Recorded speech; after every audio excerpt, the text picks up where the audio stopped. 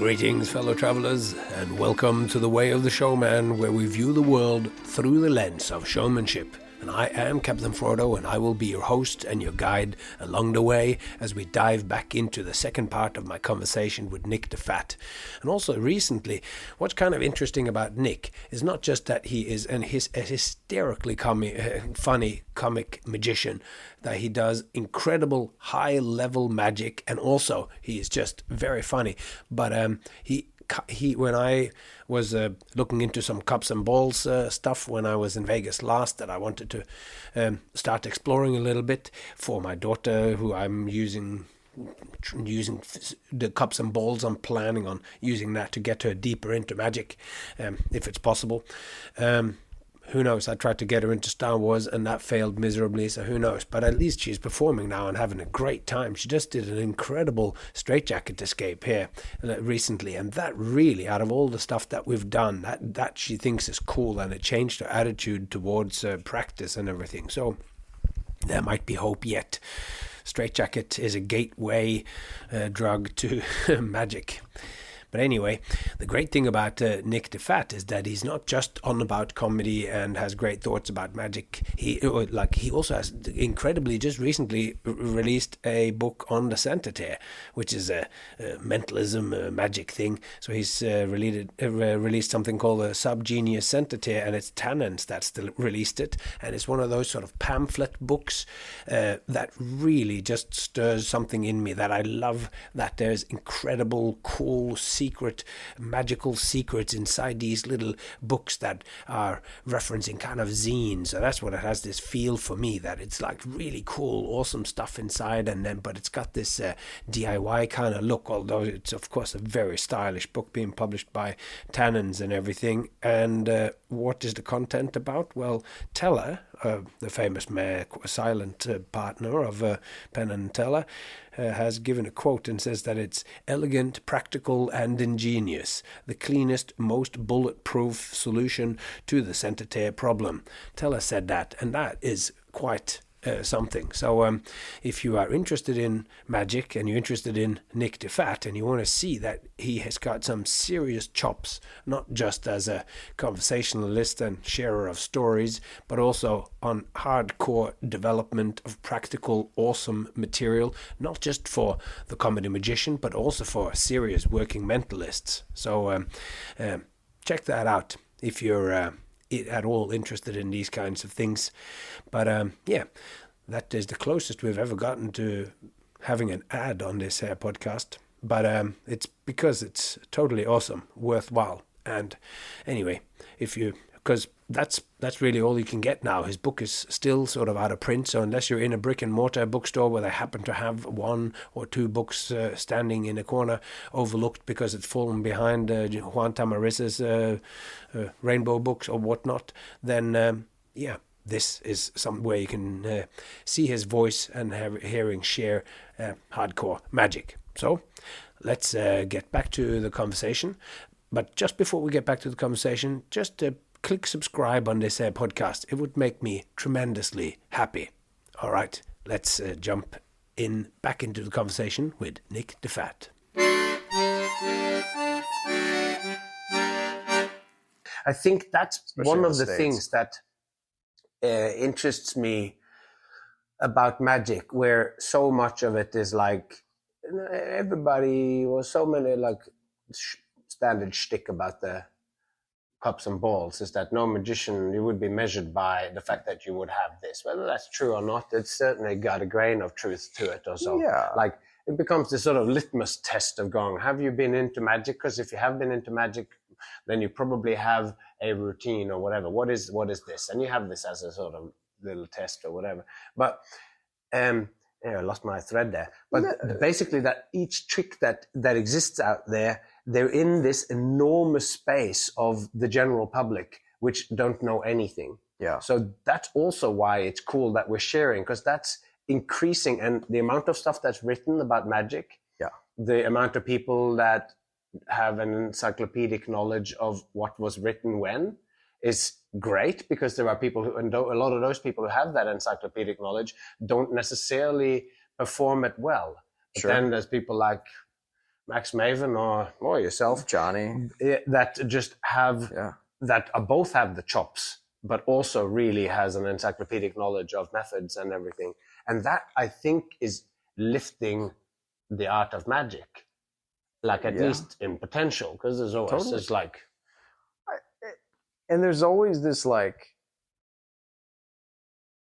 even though, so I think just to circle back a tiny bit, the difference between Jared and a guy that just does cups, like buys Gazzo's routine and does cups, right? That's always the classic example for me, is like, you almost see less people do the classic, like the Vernon routine now than you see do Gazzo's routine. Yeah, that's with huge. All the bits. Like even at Magic Camp this year, it was kind of funny to see kids doing Gazzo's routine. But that's also good though. If you learn and you have that routine in your bones, and then at some point, like, they see the praise that's bestowed upon the guy who does not just 2 coins, but a washer and a thing, and talks about his dad. And hopefully they will see that what that is, rather than, wow, you did that joke from Gazzo's manuscript really well. Or like, oh, you should, like, that you want that thing, and that you want to find your own original take on it. But there is, of course, there's 2 meanings to the original. Is that, did you actually invent it, or are you presenting it so that it becomes an original experience for the audience? And that's also valuable.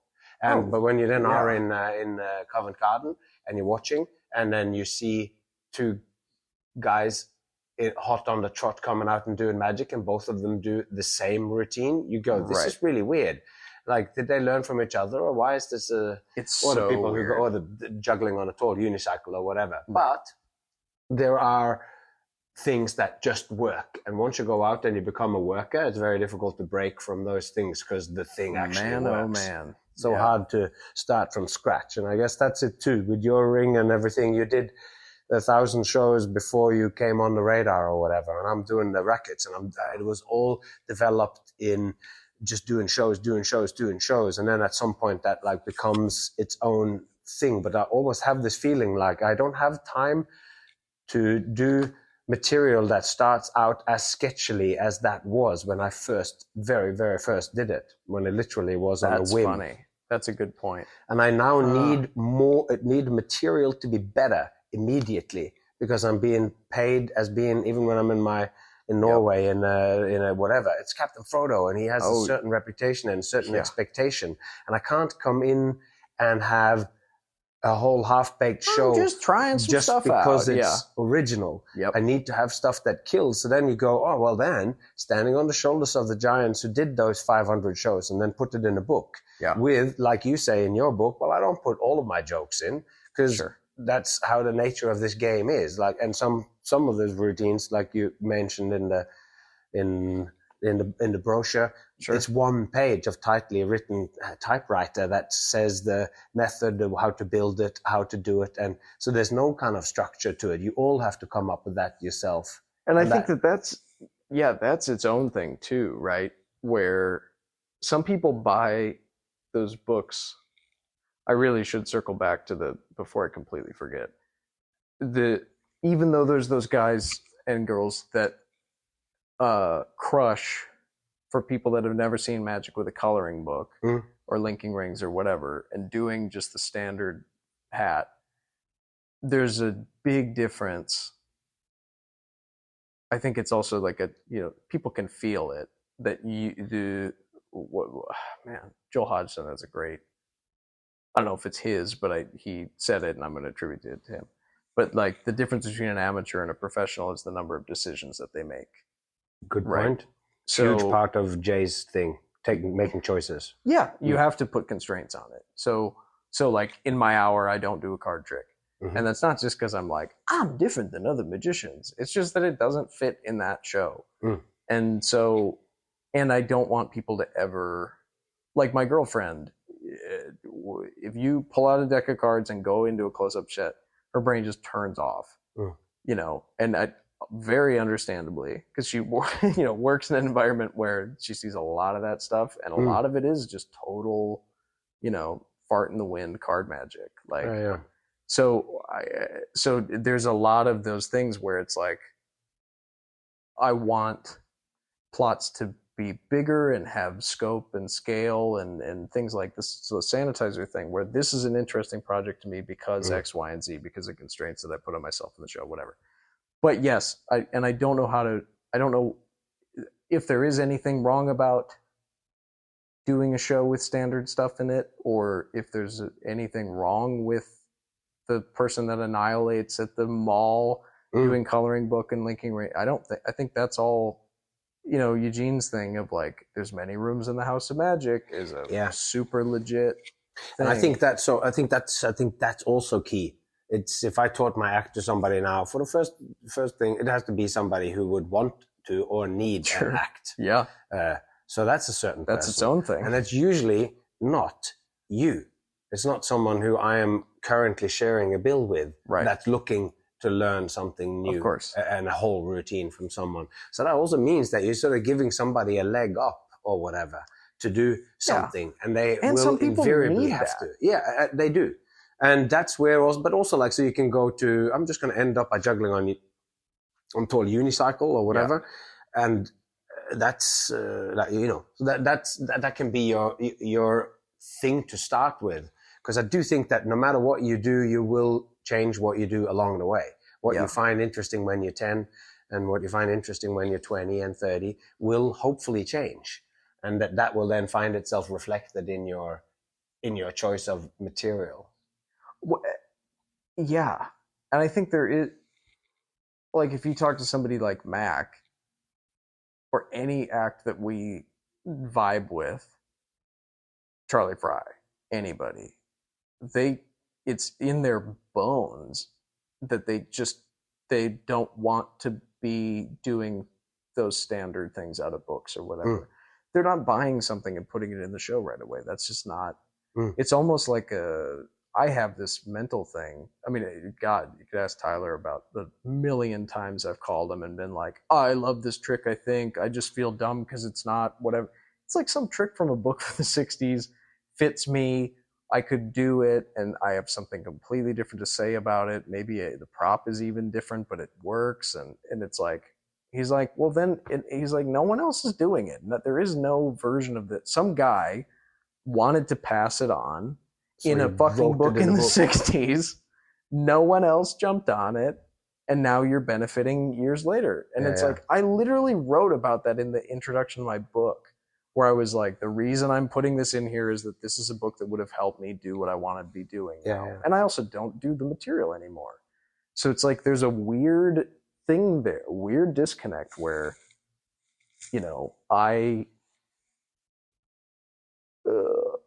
I have some like deep-seated aversion to doing things that I think are standard fare. And yet I still get a big kick out of like that trick.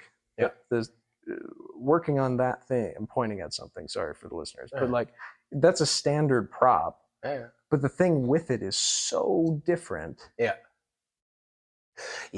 And I think absolutely, and it still makes me uncomfortable. We are basically now, I think we're zeroing in that we're both neurotic about that kind of thing, or rambling, and a bit of both. But it's also like I'm definitely like conflicted about doing that sort of stuff, but I also don't think that it's wrong. And we've mentioned music, and we've mentioned and the fact that no one else is doing it, and no one else is like.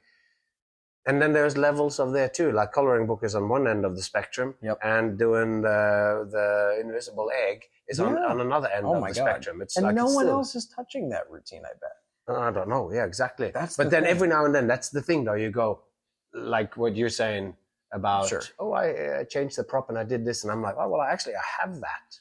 Oh, I have this thing too.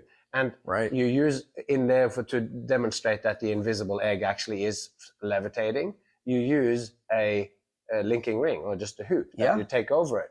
And in my magic act where I used the necktie that goes up and down, I also use linking rings because I do it over that's what I do to prove that the necktie bird is actually floating. So I had those props in my bag, but they're all like, so it's like, it fitted me because the concept of it is so silly there is obviously no egg. Sure. It is, and getting that going, and that fitted me well to be that idiotic together with the kid.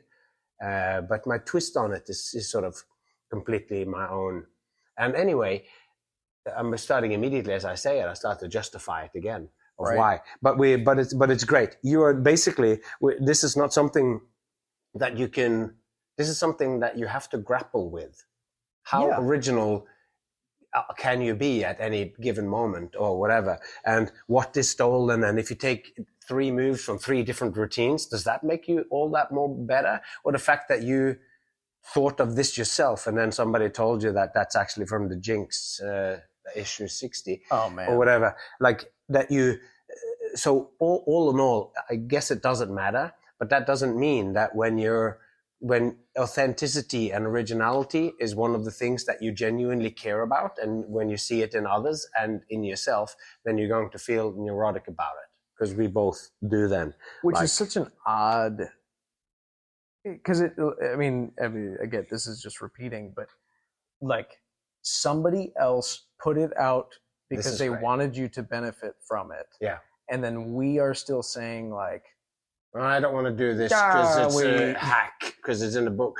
But it's true. Like the amount of work that you did on your book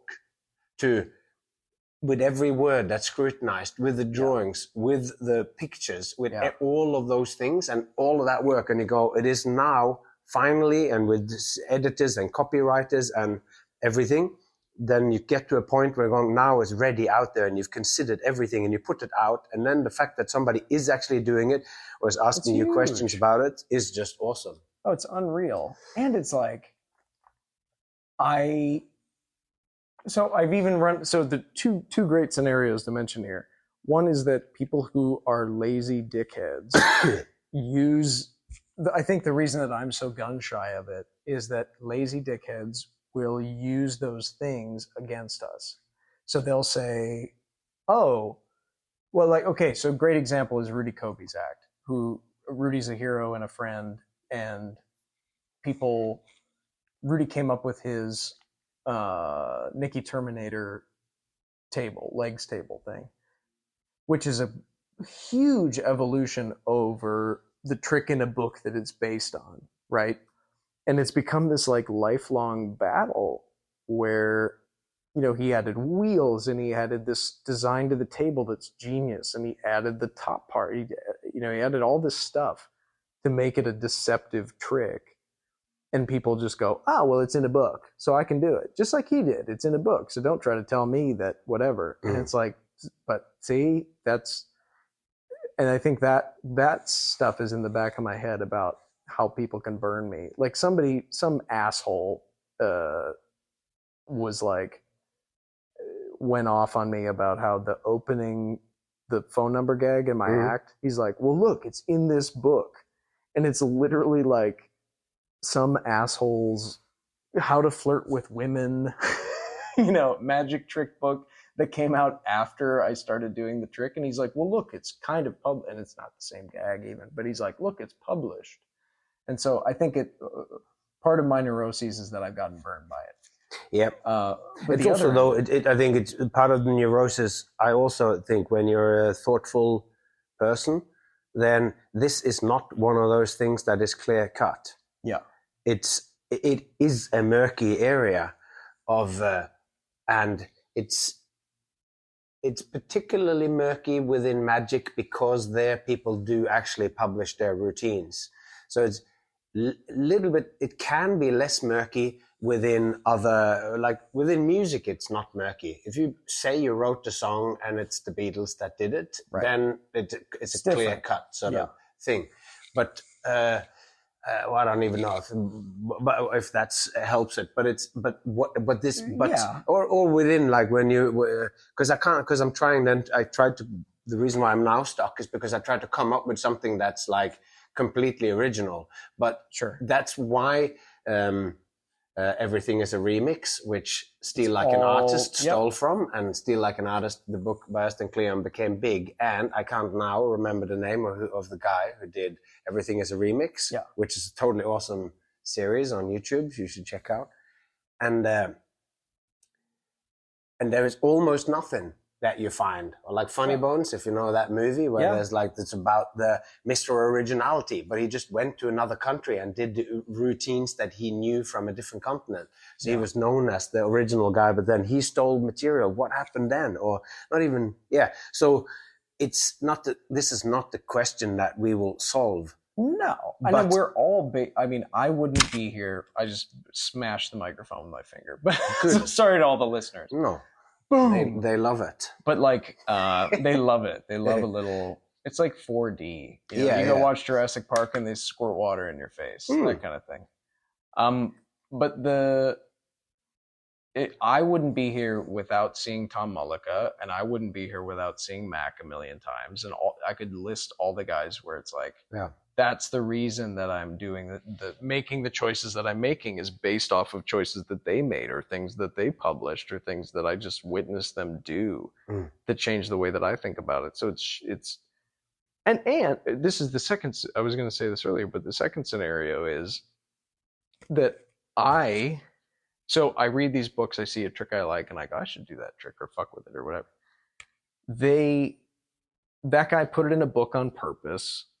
Animan published all these genius things, and then I go, well, other people have access to it and whatever. So my friend Reed Nussbaum, who is a Tannins camper who works at Tannins now and does a very funny guy with great chops, we're talking about one of the tricks in my book. There's a card trick in my book that I'm kind of proud of the structure of, and took one of my favorite close-up tricks and like turned it into a stand-up thing, and with potential to have like a really strong mentalism hit right off the bat, that if not, just ends in a gag and whatever, right? With a strong ending. There's whatever card trick I like. And he was like a little apprehensive about wanting to do it. And it's like, no, I'm so happy that you want to do this thing that I put in a book. But he has the same neuroses about some of that stuff that we do. You know, he does tricks. He's like I think he's, as close to being like David Williamson's student as you can get. And he's fucking nailing it. And he does some of Dave's tricks, but he does a lot of original stuff too. And so but I think Dave wants him doing those tricks. And so we've even talked about, there's a couple tricks that I did for years and years and years that were very derivative of my teachers and whatever. I still kind of do close up maybe. But it's like, that's the point.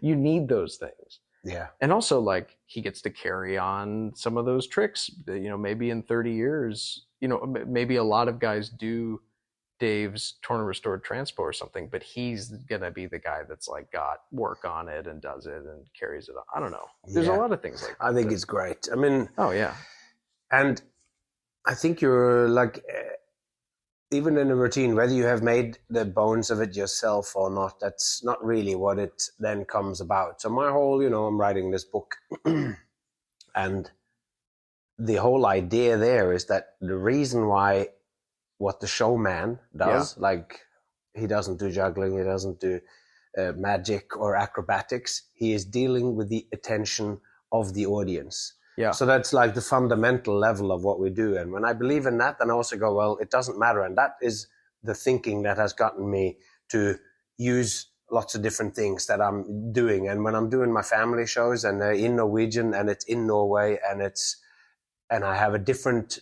need for producing new material also. I'm doing now for the 5th time, I'm doing the same festival and I need new material each time. Sure. So I'm doing some of my old stuff each time. Yeah, some of my killer routines.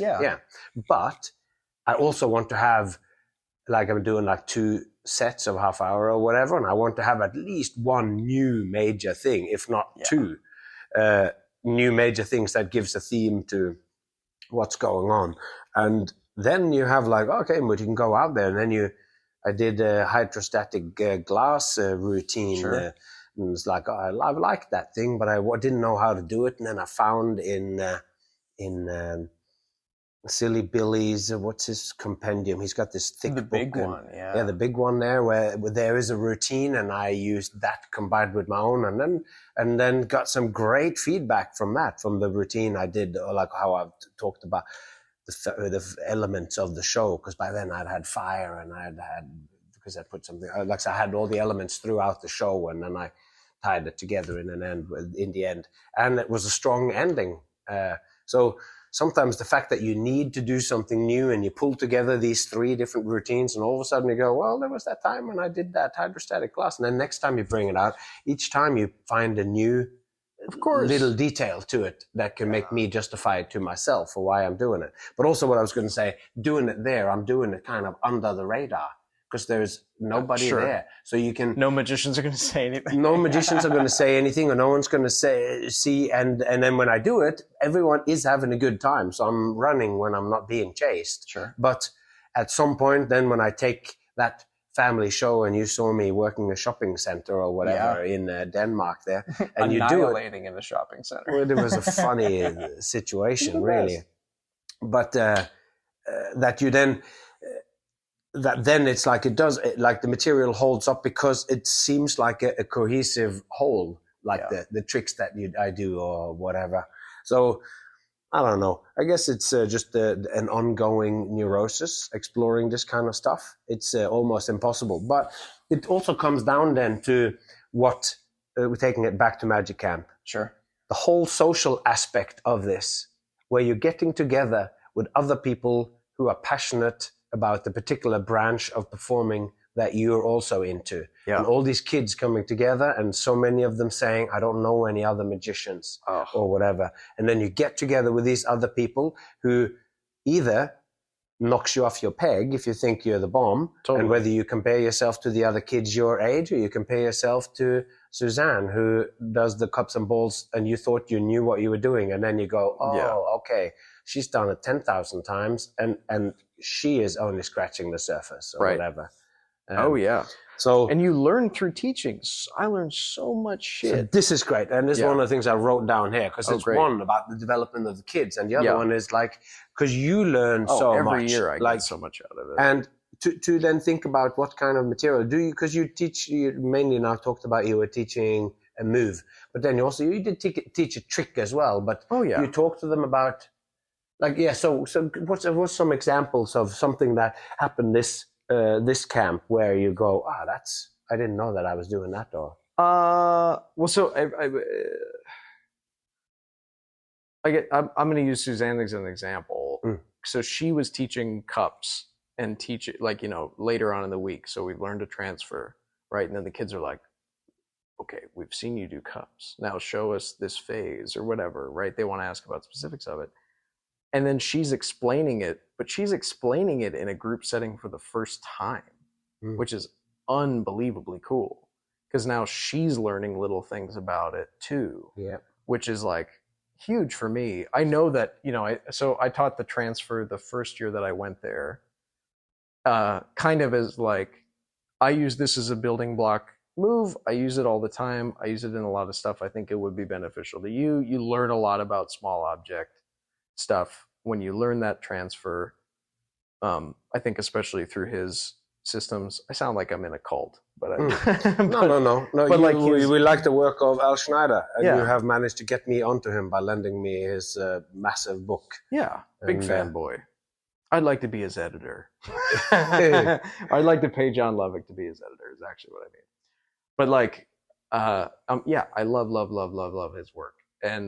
But so I learned a lot about palming, and I learned a lot about motivated transfers, and I learned a lot about tons of stuff through just that transfer, right? I think it's like small object, meat and potatoes, real stuff.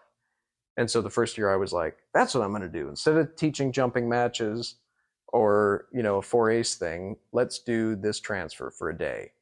And it was fantastic, right? Because I got to go, oh my God, here's what I've been doing wrong for a decade immediately, but just by doing it for kids and then through trying to explaining and justifying. And it's very different when you do one fake pass where you take one coin and put it into the other hand and it's not there in the show. It's such a small kind of thing, but when you're doing it there for 2 hours, you start to scrutinize every single thing. It's like you take this thing that used to be one event, you put the coin into the hand, or apparently put the coin into the hand, And now you break it down to how does this right hand turn that has the coin, how far does it move across when you put it in? What am I thinking? And all these little things. And I know the talking points. That's the fucked up part, right? So I can totally, like, if you were to almost quiz me on his book, I could tell you like the drills and these fingers touch these fingers here, or this is how you meet in the center line, and this is how you motivate the transfer. But like, when you're boots on the ground trying to show it to somebody else, you go, oh shit. You know, I can do a false transfer, but if I tweak this little part now, it looks better because I can tell them that. You know, I'm seeing my mistakes in them. It's you're tweaking them, but you're also tweaking what you realize. You just show them something and then they start to mirror you as they should. And then you immediately will start to see ways to improve it, which is also seeing improvements in yourself. Yeah. And of course, then you were talking about one other thing that's something you learn is learning how to talk to people about the craft and being sensitive about it, because it's not all of a sudden you have to talk to kids or so. Yeah, which is out of my wheelhouse. Yeah. So then you need to look at yourself as a teacher. And I mean, when you're teaching, I guess you're teaching the past, you also have the benefit of knowing his book so well or whatever, knowing his technique so well that it actually transfers into when you're teaching them too. You can teach following his style. Yeah. But when you're teaching other things, you need to approach what's the best way in terms of pedagogy to make it easy for them to grasp this. Yeah. Do you encounter some when we're teaching the matches, or are you all teaching stuff that you already knew how to teach, or when you're trying to teach something new? Man, I ran into so many issues so I did the show. Are we able to pause for a second? Yeah. I'm just going to use the restroom quick if that's cool. Live before, you know, maybe however many of them know who I am, but those chunks of the act really aren't on the internet or whatever. And so it was a lot of like, why was that guy so bad at listening to directions? Or was that a difficult night? Or, you know, do you always trip over the guy like this? Or what about this thing? And so Derek Hughes kind of had this great idea to pivot into, he was kind of guiding questioning into stage cueing and stuff. And so I've really never taught stage cueing to anybody before.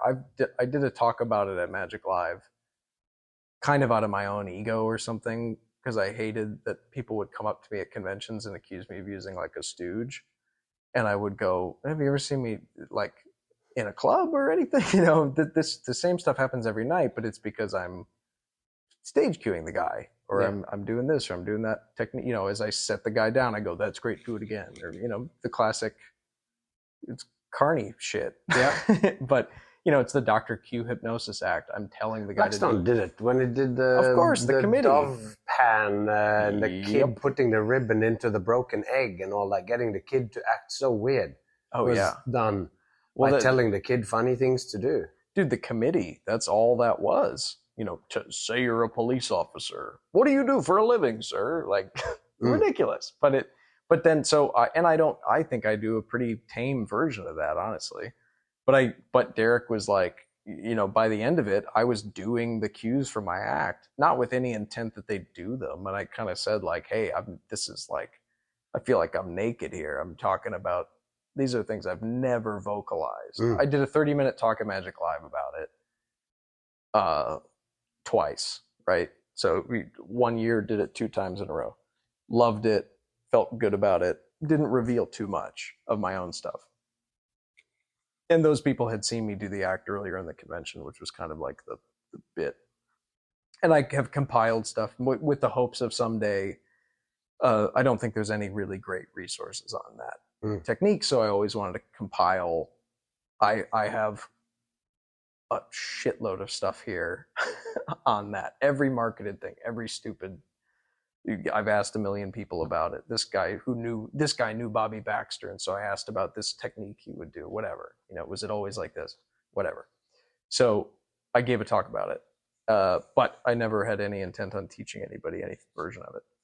And so these kids are like now 50 minutes of that class, because of the questions Derek and the kids started asking, became a stage cueing lecture. And it's like, I didn't really want to talk about it, but I learned a lot about what I do through talking about it. It felt weird. Yeah. And I kept going. I kept stopping, for better or worse, and going, is anybody getting anything out of this? Is this really what the 40 of us want to spend time on? And it's like, they do, even though they don't know or think or whatever. They're not going into it with the intent of doing it. They just benefit from seeing, but it is stagecraft stuff. And it's great to see this stuff is, and when you're sharing that too, they're going, this is the stuff that I am actually doing. Yeah.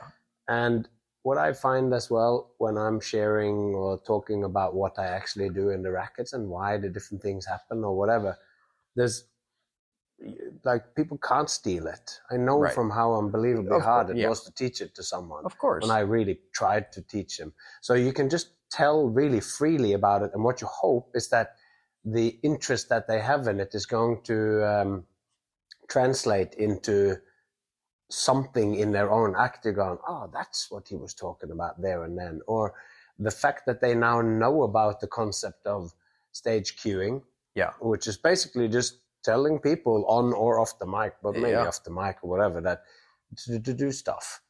Yeah. And then, the bad thing would be to go, say you picked a 5 of diamond. Yeah. Or like, that's like, okay, so that's one little way. Different. But it's to get funny situations or to create enhanced audience interactions that where the sum of it is that the audience is rolling around on the floor with laughter.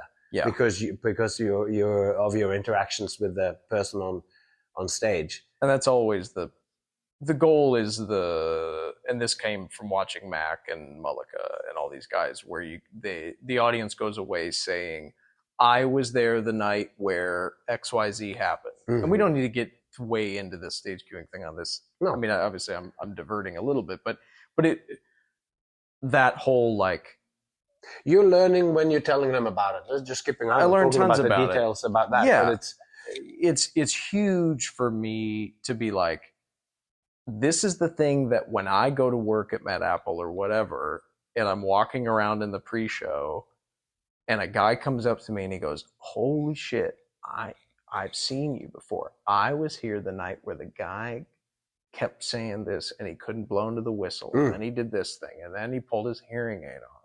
Like, it's when that works, it's like another, and I think some of those kids are just, the reason that it was so interesting was that they didn't understand the layers that went into it. So just to be able to show artifice or show whatever, layers of deception, because this is the sort of stuff as well with me as well, where my act is also filled with deception, where people go, I was there the day you fell off the stage. I was like, it's one of the frequently asked questions is, did you mean to fall off the stage? Because they don't. Which means you did it right. Yeah, which means to me, because I was saying yesterday to Adam, and we were talking about the same stuff I referenced before. Sure. Like, I grew up doing magic, so then there's magic elements in most of the stuff that I do. Yep. Where I have pushed it one level further, whether it is the arm twisting illusion or it is that you think you are watching a guy that genuinely don't care or know what they're doing. Yep. And I fall over and all that goes, but that isn't actually what's going on. I know exactly what I'm doing down to every little breath. And if the fall comes this time, then I fall over like this way, then I got to pause before I do the line, or depending on. Oh, yeah. So anyway, this is that thing, what they see then. They see stagecraft, and even to them, they're going like, because they're worried about all right, so there you got a ring, it disappears, it comes back in an impossible location. Yeah. And that's like the outline of it, and that's what their first interest is. How did you make the ring disappear? All that, but like when what you're doing is you're working on the level of crafting the actual performance to another level, where they just think, I was there and he was just so funny, he came up with that thing in the moment, and you go, no, I engineered that situation to happen so that it is as close as possible to stuff where I have killer material. even though it's improvised. Well, like we're hired guns, right? So we need to function at a certain level every night. Yeah. Where it's like, okay, you have 15 minutes to get from A to B and bring them to this level. And so if I think a lot of those kids, at least the ones I talked to that were like, you know, I knew you did something, but I didn't know that it was this drastic or whatever. Like, I think that so there were kids there that were saying, I saw you at Magi Fest when I was 10, and I've seen you a million times, and I know that the same things happened, but I didn't know that it was planned to this level of blank. Yeah. And it's like, great, that's the intended thing. Yeah. And so they were just, you know, I learned a lot about my own shit, but they saw that there's at least layers to, because I think my show can, most nights, hopefully it feels like it's really going off the rails, like in a non-controlled way. It's controlled chaos, but in a way that like they genuinely don't know if we are fucked.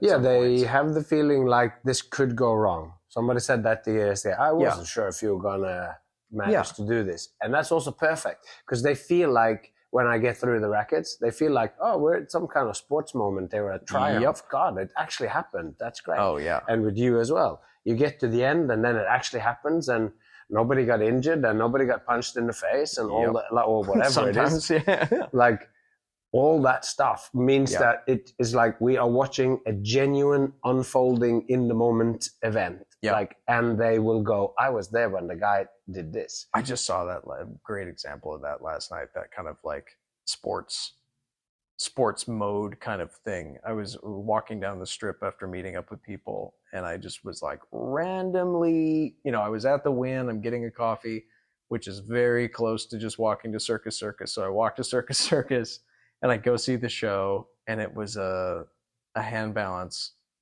gal who was great. And she was, you know, she's going to kick the ball into the hoop or whatever, basketball hoop. And the audience was just ass for the first, you know, great clown comes out, does his thing. They're horrible audience. It's a Thursday night at 6. I get like, you know, they're there to see a free thing. They happen to be playing in the arcades. He comes out, has a hard time.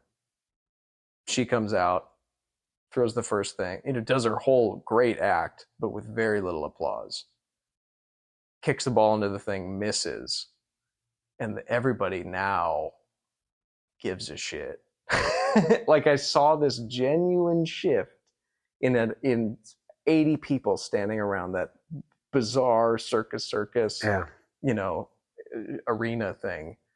And it's like, and you know, they kind of go like, it's a free show. I'm not that committed. My kid's at the icy machine sticking his head under this kid. Everybody else on their phone.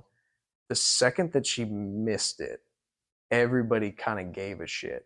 And she kind of shrugged, gave a nod, picked it up again, nailed it. The first time that they burst into applause was that moment where it felt real. Yeah. It was weird. But it's like, to me, that was just further proof of everything that we're doing. Yeah. In a weird way. And it's interesting too, like that we're filling the same spot and we're doing the same, there's something similar about it. Your thing feels like it's going off the rails, and my thing too feels like it's going off the rails. Yeah. I start saying, I'm going to go through the rackets and it's going to do this, and it seems pretty straightforward. Yeah. And you come out and you're doing safe magic, here's a trick, there's gags and stuff, and it's like, oh, here's a trick with the sports thing. Immediate failure. And then you're going, and they're going, oh, that's great. And then by the time you get the person up and that, like, we get into the meat of that bit, it really shakes people up, and they're going like, oh my God, this is like nothing is going right here. But it keeps being funny, which is the same thing as what I'm doing. Like everything is going wrong, but you keep laughing because it's not bad wrong. Right. And but it also like, it starts with clean, concise, I'm a magician, you come out, I'm going to do this task. And then immediately the task is fucked up. I say, is this your, you know, I do a full mentalism buildup, and the first thing that a person says is no. And then I do the football. So, and it's like, but what we are in that show, I think, are pattern breakers, right? So they've watched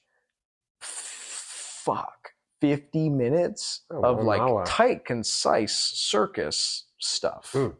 and the song is going and this thing is moving at the right time, and then we come out and breaks that pattern, and we're a pattern break, a hard record skip in that show.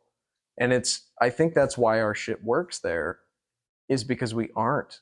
I think if you were like, and now the magician, and you do a clean, concise, beautiful thing, it's not the same vibe in that chunk of the show. Later on in the show, I think it's important, or the reason that our sets work in that thing is that it is like a hard record skip, something completely different, and and kind of a break.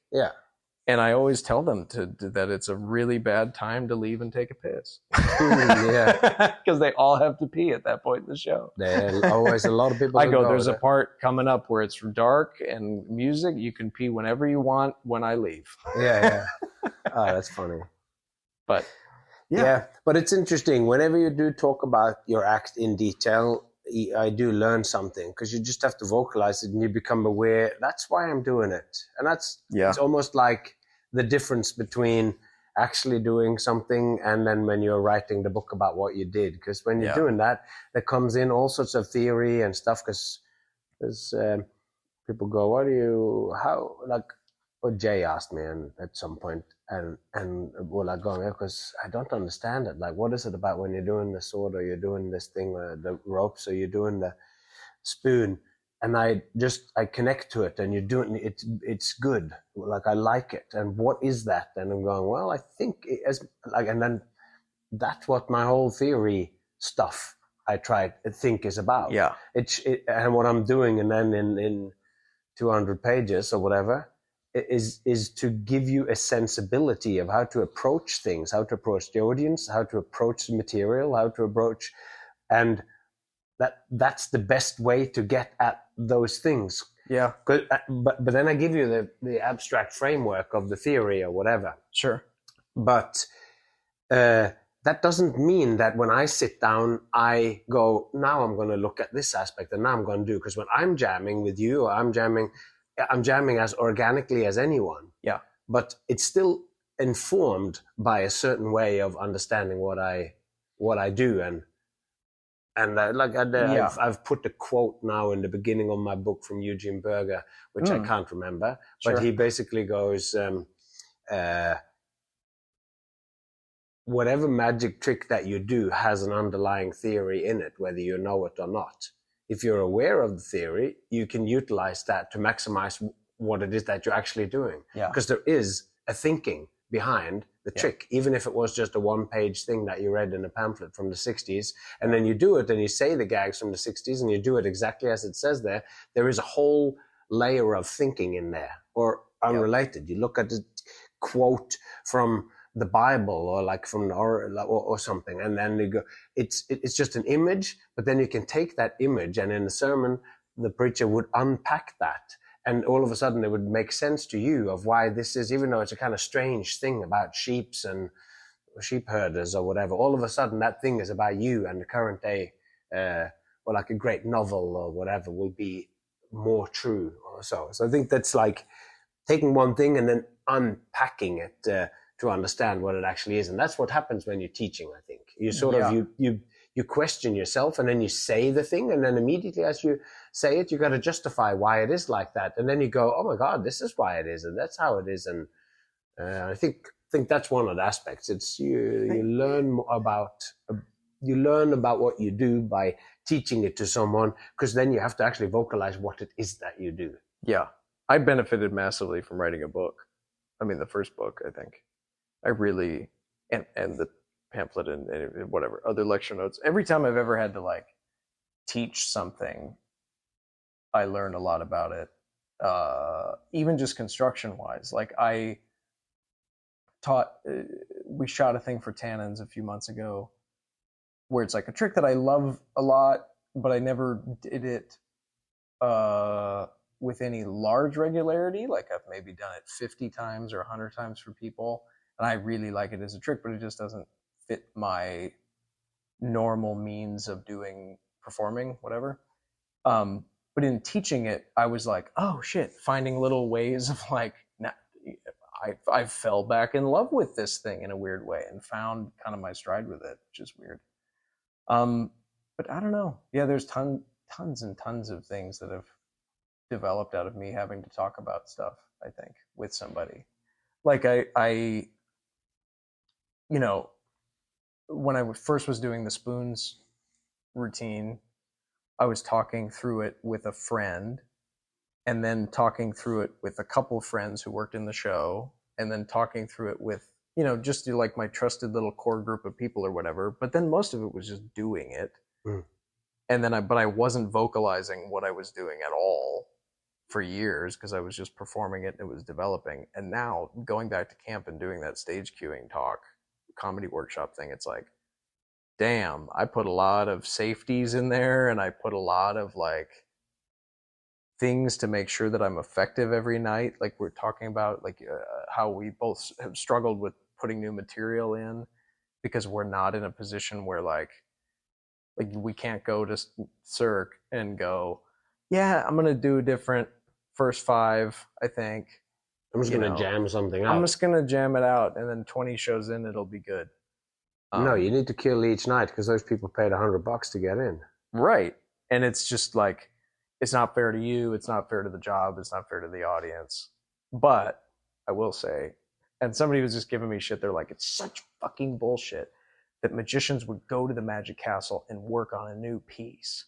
Oh, yeah. And then I'm like, not defending myself, but I'm like, I'm totally that guy. Like I go in and, you know, I do the stuff that people want to see. Because there are magicians that like go there. I think the castle is important in that, like, you know, there's a magician from Spain that when I go see him there, I'm like, I do really want to see him do the color changing knives. Like, I hope he does his, you know, I hope he plays the first album kind of thing, right? And so I fulfill that need, and I do strong stuff when I go there. I do act as known, and I do hit the right points to make it a strong set. But also, like, where else am I doing 21 sets in a week in the best environment? And, you know, I'm not going and doing something for the first time, but I'll go there like the sanitizer thing. Yeah. 100%. I'm going to do that in September. Yeah. Because I think that's great. And I think it's like, I have this thing of like, if you're doing more than one thing, you have the 3/4 mark of it. But if I'm just doing rackets, and then you go there, you can put in something new, or to do, you do your killer opening, or depending on how long it is, if it's just 15, 20 minutes, you do your killer opening and your stuff, so you know you have them and deliver everything, and you got your ending. But then you have this thing in the middle where they now have bought into you, and that thing that you do, as we have spoken about, that needs to be at a certain level before you do it there. You're not going out and just jamming it. Right. Like the amount of times that we've spoken about this thing and talked about it. And even if each jam, we come up with 2 verbal things that, like, it all is there in the bank, so that when you go out, you have spoken and worked on this for hours. You've done it. You've, like, I think I've gone back and watched the video. Right. I know what beats I want to hit. I know what things in that first performance I completely missed. I know how I want to end it now. I know, at least loosely. I'm 80% there, maybe. Yeah. I've got the landmarks. But that's what you think. But then we remember Delgadio as well. Derek's going 100 shows in. And I go, finally, I'm starting to get somewhere with this. And then you're 200 shows and 400 shows in.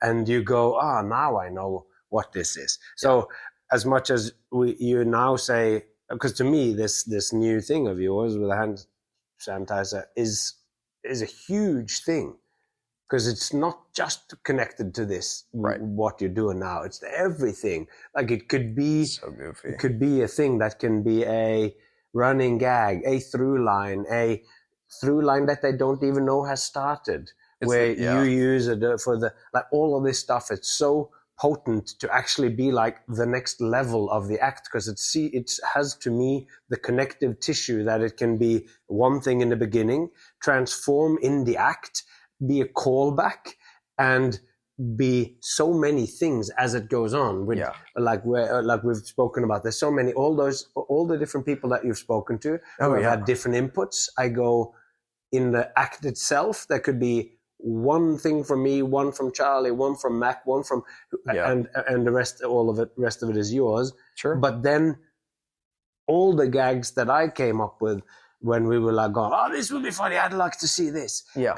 And everything that whole line of reasoning that Charlie was thinking of, all of those things can now find their place within the act, because this is a utility object with so many things. So that's that's really, really fun. And then you're going, oh, well, so you have this unbelievably original kind of thing, which is taking a concept from the ancient times. And like last scene by Mike Cavaney at a conference in an unrecognizable shape to what you're doing. Where he was bringing it back. Where he was bringing it back from 60 years prior, Yeah, like, so 70 years prior, 70 80 years prior. Yeah. So to take that in and to make it revolutionizing, and then the fact that it has such a big potential to spread all across, like to be a flavor of a seasoning for the rest of your show. Yeah. The way I've been writing about it is, it's the closest thing to a puppet sidekick that I think I could feasibly get to. So great. Right. It's like... So I totally agree with this, though, like to go back to the writing and learning from teaching. Because when I'm writing, then I am essentially teaching. You're organizing your thoughts into a way so that you can talk about it. And this podcast has been that. Oh, I'm sure. Second season, or first, second, and fourth season, which is now there's only like 4 or 5 episodes left of this 30 episode thing about play and showmanship. And I have learned so much about it. Stuff like when I'm writing it, I am, of course, the reason why I'm sitting down to write about it is that I think that I have a lot to say about it. Of course. So then you start to write. But a lot of the time, even now when I'm working with Jay Gilligan as an editor on this other book, not about play, but what I was talking about in the second season, it is so much more evolved now. And it's so much more, I'm boiling it down and I'm seeing more interconnections. And as we have moved, I've moved 40 pages out of that document myself. Wow. And then with him, we're hitting another 40. So it'll go from being just over 300 to being about 200. So by the end of this, I think we'll have like a 200-page manuscript. But not because we have lost anything of the original thread that was in there, but because we go, oh, actually, this is a repetition. This is a little... But anyway, I am learning so much more, and I'm being so much more concise in what it is that I am actually saying. Yeah. So expressing yourself clearly on the word on writing is like hard. It's similar to trying to teach. It's also like you would be doing somebody a disservice if there's somebody who really wanted to learn, and their first exposure is this book that you're writing. If it could have been a 200-page thing and you give them something that's 260, you're doing them a disservice, right? If I put too much, pointed to a phenomenal example. But like that's almost 300 pages, I think. Yeah, right. But it's like, it is, and I say this in the class too, I go, listen, if all we did was tricks all week, and I just showed you 50 million tricks, you'd be fucked. It happened to me, right? When I was a young magician, this happens to every magician, I think. Yeah. Tyler talks about this. This is like one of his big talking points. But we all have too much magic already. And this is a Eugene thing too. Yeah. We all have too much magic already. We know too much, whatever. To the point where, like, if you asked me when I was 8 to show you something, you probably have to go to the show soon. In 10 minutes. But it's to the point where it's doing us a disservice, right? Where when I was 8 and you said do a trick, it's like, fuck, okay, well, I've got this thing and I've got this thing and I've got this thing, and to the point where like you can't even do a thing. You don't have a trick that you can do. Yeah. What's your show? Well, I know 100 things. I guess I could come up with 10 of those 100 that I want to do. I think it's also like what we were talking about, how the kids then are watching you talk about your act, and they realize that there is like 40 more minutes where you're talking, and that's just scratching the surface because it doesn't give them any techniques of how to actually learn. But just for you to talk about what's going on in that 10-minute bit of yours or whatever, it is a huge thing. Whilst to when you first start out, and I remember this for myself, but like then you go, to do, what do you got to show us? Well, here's the thing. Well, pick a card, and oh my God, here's the 2 jacks on top, and now your card is in between those 2. Yep. Cool, done. And that was to me like, well, I know a lot of things. I know that trick, for instance, but it is just a sequence of mechanical moves and stuff. Yeah. It doesn't have anyone rolling on the floor with laughter. It doesn't have the huge gasps or the like. So you think but it that could is be the thing. It could. Because I'm not belittling that trick or anything. Sure. But when I first did it, or did 5 minutes of me with linking safety pins, but without having anything to say about it. Yeah. And one of the other magicians going, so what are you thinking of doing for script here? Yeah. And it just devastating me because I sort of realized that I'm just sitting here fiddling with pins on a close-up mat. And it is... stuff is happening, impossible things are happening, but to me that was like as far as I gotten with that, at least at that point. And and why would they give a shit about you fiddling with pins? Yeah, exactly. Right. So that's also that thing of going, you get this, you keep reaching new plateaus, and the plateaus never ends. The details might change, and what it is that you aim to achieve with it. Because a lot of the stuff that I'm thinking of now, which as much as I'm finishing season 2 and I'm doing all the writing, the thinking that I'm doing is now about making meaning.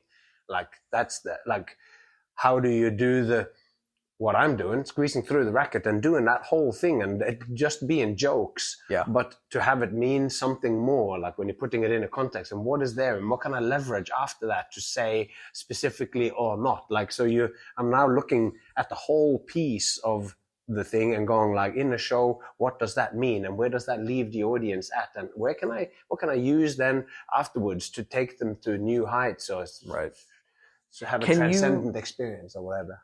This is probably a dumb question, but do you think that, I mean, obviously you're about to do a 50-hour deep dive into this, I feel like, but do you think that you can add meaning to anything? Like if some kid goes, hey, I have this thing with a washer. Yeah, I mean, he just did. I mean, he did. Yeah. I guess that's a bad example, but yeah, whatever. But I think that you do, but you can't. No, it is difficult to add limitless meaning to anything. If I force it, it feels forced. Yeah, every time. Yeah, so it needs to come out of something genuine, and sometimes it can just be a little line or whatever. But sometimes it is like we just watched Suzanne do the thing about a journey through life. Yeah. She's doing the cups and balls, and that's great. And I'm talking about the nature of reality whilst doing magic, doing the ropes.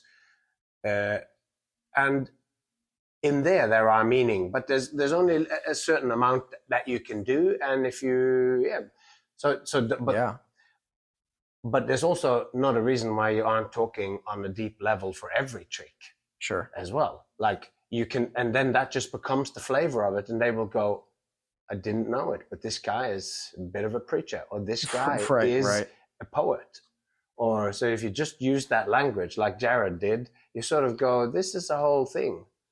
Remember, saw Jared Koff doing it. So you get like everything that he says and does in that thing has that same kind of layer of meaning where you go, it is about the cup and balls, but there's something more going on here. He's pointed to you by his opening speech. He places you in a certain state of mind so that everything else that comes after it, now you're looking at it with eyes looking for meaning because you kind of expect that it's there. Right. Whilst a lot of the time when a magician or a person comes out and haven't thought it much through, then what you see is actually what you get.